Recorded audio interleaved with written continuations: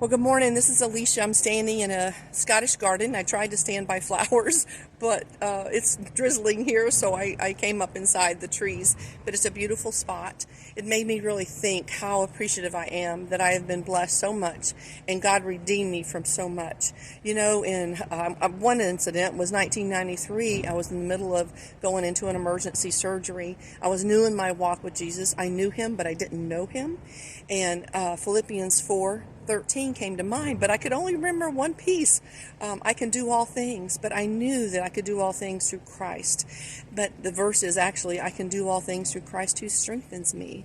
You know, it's amazing how we can go through a tragedy, go through loss, go through sadness, go through a relationship that has absolutely fallen apart, but we know that through Christ we can do all things. I was watching and looking at something the other day, and I saw a young girl. Actually, she's a woman.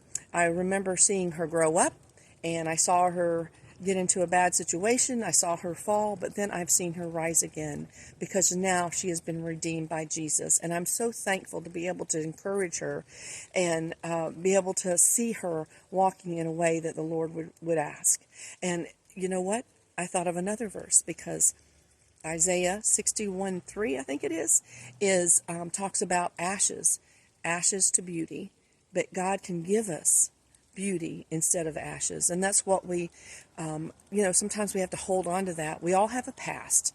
Our past is nothing but our ashes that have now been brought to life, and we're able to give us a testimony. You know, I have a lot of testimony.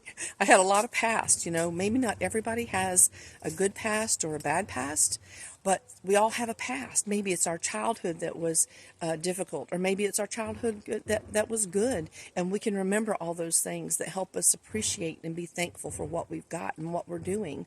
But we know that through that past, it gives us testimony to be able to help others, be there for others, and also to know that we are not just left in the ashes of it all, because he tells us in Isaiah 61:3 that those ashes are given, the beauty is given instead of ashes.